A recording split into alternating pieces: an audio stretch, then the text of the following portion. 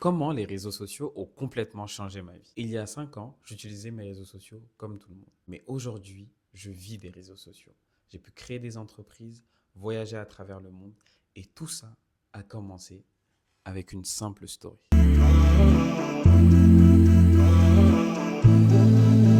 Bonjour à tous, j'espère que vous allez bien. Moi, c'est Soulé et ça fait 5 ans que je vis grâce aux réseaux sociaux. Aujourd'hui, je vais tout vous expliquer comment est-ce que ça a débuté et quels ont été les secrets qui ont fait que j'ai pu tenir sur le long terme. Installez-vous confortablement, la vidéo commence.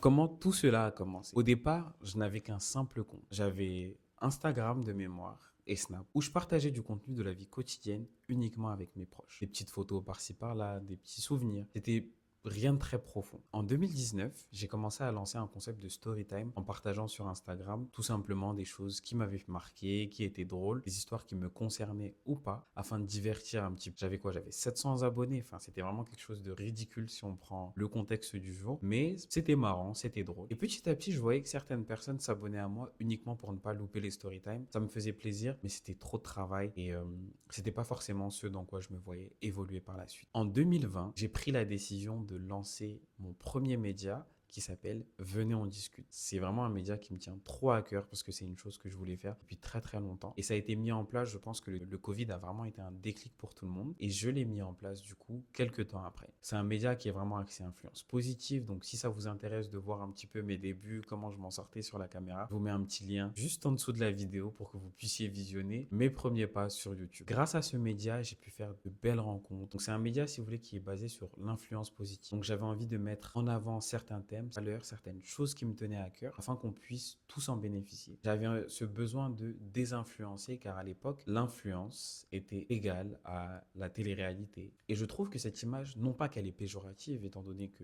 chacun fait amplement ce qu'il veut, et que moi-même j'ai été un gros consommateur de télé-réalité par le passé, mais tout simplement qu'elle était hyper réductrice de tous les talents et de tous les savoir-faire qu'on pouvait avoir sur le marché. J'avais à cœur d'inviter ces personnes-là qui avaient entrepris, qui avaient fait des choses intéressantes, même des personnes lambda, pour qu'elles puissent mettre en lumière leur parcours et inspirer aussi à leur. Donc Venez on discute, c'était vraiment un média, c'était une voix pour les sans voix et ça m'a fait super plaisir de faire cette aventure-là. Et je sais que c'est pas terminé parce que ça me tient trop à cœur et que j'ai envie de reprendre très vite. Grâce à Venez on discute, j'ai pu interviewer Miss France 2019, Axel Tony ou encore Chérine Boutella, des visages qui vous sont familiers. J'ai pu avoir le privilège de les rencontrer et je les remercie jusqu'à aujourd'hui car ils m'ont vraiment permis de mener à bien ce projet. Malheureusement, en 2021, j'ai pris la décision de ralentir sur ce média. C'est un média qui fonctionnait, j'avais de la visibilité, j'avais des demandes. Enfin, honnêtement, c'était super, c'était une très belle aventure. Et merci à mon entourage de m'avoir toujours soutenu et accompagné dans ce projet-là. Mais un projet dans lequel tu t'investis des masses ne t'apporte rien en termes monétaires, c'est frustrant et c'est pas comme ça qu'on peut. Donc, je me suis beaucoup remis en question à cette période-là parce que je me disais, je fais quelque chose qui me plaît, mais ta passion ne te rapporte rien. Et on peut pas vivre avec rien en fait, tout simplement. Donc, j'ai décidé de me retirer et de me concentrer dans des activités un peu plus d'enseignement. Donc, j'ai commencé à enseigner à l'université, au collège, vraiment partager mon savoir. Et là, j'ai trouvé que cette mission-là avait du sens. Grâce à Venez on discute, j'ai quand même pris goût aux réseaux sociaux et au partage. Et mine de rien, je me rendais pas compte, mais j'avais su maîtriser certaines choses. Et c'est là que j'ai eu le déclic des réseaux sociaux.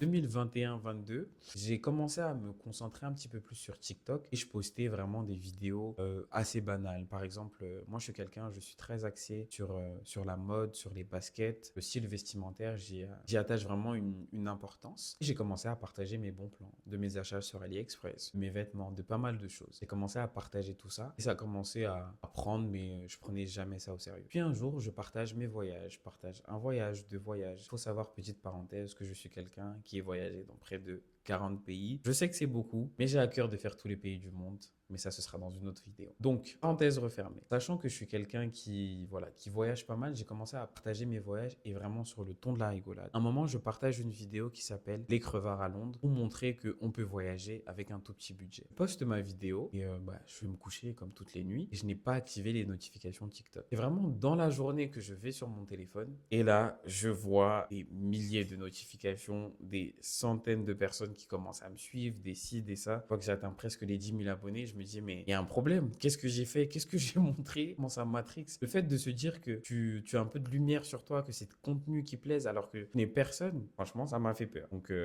c'est pas des choses sur lesquelles j'avais l'habitude. Donc, je regarde mon téléphone, je me demande s'il n'y a pas un bug, il n'y a pas un souci. Et je vois que la vidéo a fait presque 200 000 vues. J'ai énormément de commentaires, énormément de demandes. Et là, je me dis, ah ouais, mais en fait, je tiens quelque chose. Je crois qu'il faut que j'axe à fond voyage et il faut que je continue. Il y a un commentaire qui a tout particulièrement retenu mon attention. C'était un commentaire qui disait, si tu organises des voyages de groupe, je serai la première cliente. De là, j'ai eu un déclic. Je me souviens, c'était le jour de l'Aïd. Je me suis posé dans ma chambre après avoir bien découpé la viande. Je me suis posé dans ma chambre, j'ai pris mon ordinateur et toute la journée, j'ai travaillé sur mon business. J'ai travaillé sur mon site internet, travaillé des formules. Bref, j'ai créé STA, connu sous le nom de Soulé Travel Agency. Ce jour-là, j'ai concrétisé un second projet business, mais cette fois-ci qui était axé pour faire de l'argent, on va pas se mentir. Et donc ce projet-là, c'était une agence de voyage conciergerie qui existe toujours d'ailleurs. Venons discute aussi, parenthèse, ça existe toujours. Quand j'ai lancé STA, donc du coup qui est une agence mi-voyage, mi-conciergerie pour tous les budgets, je me suis vraiment rendu compte que j'avais mis le doigt sur quelque chose. J'ai eu pas mal de clients, ça a pris d'un coup. Là, je me suis dit, Dieu merci que je m'étais autant impliqué avec Venons discute, que je récoltais enfin les fruits de mon travail. J'ai eu à la fois une prise de conscience et de reconnaissance. La première, parce que je me suis dit que le travail paye. La seconde, c'est que j'ai pu convertir tout mon savoir-faire. Je n'avais pas compris que Venons discute, c'était une période d'apprentissage et que par la suite, ça aurait pu se décliner et m'apporter comme ça m'apporte tous les jours au quotidien. Donc vraiment, c'est une super belle aventure que je continue. D'ailleurs, je suis actuellement en train d'organiser un voyage pour la Thaïlande et je trouve que ça a été vraiment quelque chose de bénéfique. Donc encore une fois, si vous n'êtes pas lancé, lancez-vous parce que les réseaux sociaux peuvent complètement changer votre vie. Une fois que j'ai eu ce déclic-là, je n'ai pas lancé ni un ni deux, au moins 5 business en ligne qui continuent à tourner. Tout ça grâce à ma période d'apprentissage qui a été fondamentale pour la suite de ma vie et de mon développement sur les réseaux sociaux. Aujourd'hui, concrètement, qu'est-ce que ça donne Soulé sur les réseaux sociaux? C'est plus de 100 000 abonnés sur toutes les plateformes confondues. Des communautés engagées qui convertissent. J'ai pu grandir avec eux. Ils ont suivi mon parcours. Aujourd'hui, je sais que ces personnes-là me font confiance et que ça leur fait plaisir tout simplement de me suivre. Au départ, je ne m'étais pas forcément pris au sérieux. Moi, je postais du contenu avec les gens s'abonnaient et je disais même à mon entourage, pourquoi est-ce que les gens s'abonnent à moi? Je suis si intéressant que ça? Oh, des choses à partager, genre, ah là, ça les intéresse, ce que j'ai fait, moi, mon travail. Je pense qu'il faut vraiment avoir conscience aussi de sa valeur, se faire confiance. C'est clair que j'ai fait énormément d'erreurs. Il y a beaucoup de choses que je ne maîtrisais pas. Les stories et mes contenus d'avant ne ressemblent pas du tout à ce que je faisais aujourd'hui. Donc là, aujourd'hui, je vous parle avec un micro. C'était pas du tout un investissement que je comptais faire dans ma vie. Vous savez, avec le recul, je me dis toujours que on nous a appris à l'école d'avoir un peu des chemins et des trajectoires de vie déjà tracés. Tu vas à l'école, tu fais ton bac, tu fais tes diplômes, tu te maries, tu travailles dans un job qui correspond vraiment aux critères et aux valeurs attendues par la société. Les réseaux sociaux sont des plateformes qui ne sont pas du tout conventionnelles. On n'aurait jamais cru qu'aujourd'hui, une personne qui a une chaîne YouTube gagnerait plus qu'un chirurgien. C'est complètement lunaire. C'est ce qui se passe. Je disais vraiment que d'avoir tout cet engouement autour de moi, ça avait une partie qui était un peu effrayante. Tu sais pas forcément comment te comporter. Moi, on m'a toujours appris de pas parler aux inconnus. Donc, ça veut dire si tu me DM que je te connais pas,